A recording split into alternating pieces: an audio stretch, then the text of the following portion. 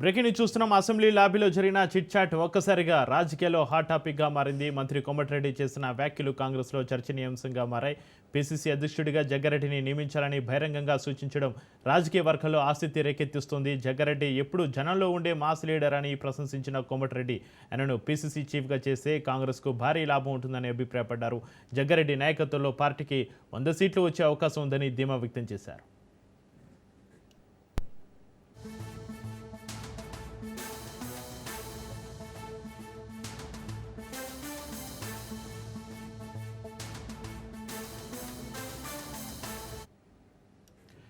Assembly లాబీలో జరిగిన chit-chat ఒక్కసారిగా రాజకీయాల్లో హాట్ టాపిక్ గా మారింది. మంత్రి కోమటిరెడ్డి చేసిన వ్యాఖ్యలకు సంబంధించి మరింత సమాచారాన్ని మా ప్రతినిధి సునీల్ ఫోన్ లైన్ అందిస్తారు. సునీల్, అసెంబ్లీ సమావేశాల నేపథ్యంలో లాబీలో ఉన్నటువంటి మీడియా ప్రతినిధులతో మంత్రి కోమటిరెడ్డి కొద్దిసేపు చిట్చాట్ చేయడం జరిగింది.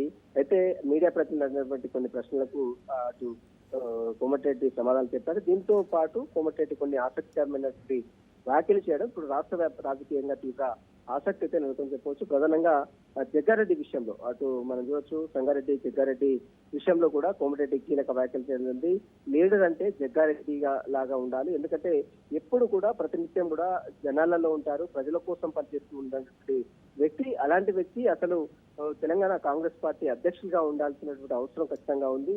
అతను ఖచ్చితంగా టీపీసీ అధ్యక్షులుగా ఉంటే 100 సీట్ల పైన గెలిచే అవకాశం కూడా ఖచ్చితంగా రాబోయే కాలంలో ఉంటుందంటూ కూడా ఒక సంచలనమైన కామెంట్ ని ఈ రోజు మంత్రి కోమటిరెడ్డి వెంకటరెడ్డి చేరింది. ఇక మరోవైపు హరీష్ రావు హ్యామ్ రోడ్లపై దాదాపు 18,000 కోట్ల మేరకు స్కామ్ జరిగిందంటూ కూడా ఈ రోజు హరీష్ రావు మాట్లాడినటువంటి మాటలకు కూడా అధికారికంగా మాట్లాడితే, ఆన్ రికార్డ్ మాట్లాడితే ఖచ్చితంగా తాను సమాధానం చెప్తామంటూ కూడా ఇప్పటికే మంత్రి కోమటిరెడ్డి వ్యక్తం చేసింది. కాంట్రాక్టులు రింగ్ అయ్యారని హరీష్ రావు చేసినటువంటి వ్యాఖ్యలు సరైన వ్యాఖ్యలు కాదు, అవసరమైతే రికార్డుగా మాట్లాడితే అన్నిటికీ సమాధానం ఖచ్చితంగా చెప్తాము. మరోవైపు కాళేశ్వరం మోటార్లకు సంబంధించిన కాళేశ్వరం ప్రాజెక్ట్ సంబంధించిన విషయంలో మోటార్ల ఫిట్టింగ్ సంబంధించిన విషయంలో అన్ని కూడా నాశనకమైనటువంటి మోటార్లు ఫిట్ చేశారు. కమిషన్లకు కక్కుర్తిపడి 1,000 కోట్లకు సంబంధించినటువంటి మోటార్లను, అంటే ఎలాంటి గుర్తింపు లేనటువంటి మోటార్లు తెచ్చి అక్కడ పెట్టడం వల్లనే అవి తొందరగా అనతి కాలంలోనే అవి పాడైపోయినటువంటి పరిస్థితి కనుకుంది. కమిషన్ల కోసమే ఈ నాశనక మోటార్లను తీసుకొచ్చారంటూ కూడా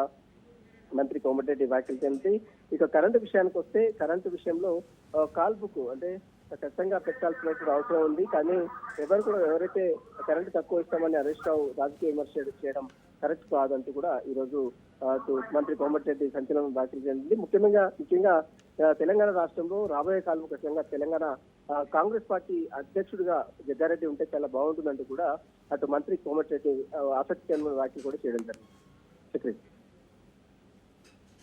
రైట్, థ్యాంక్ యూ సునీల్.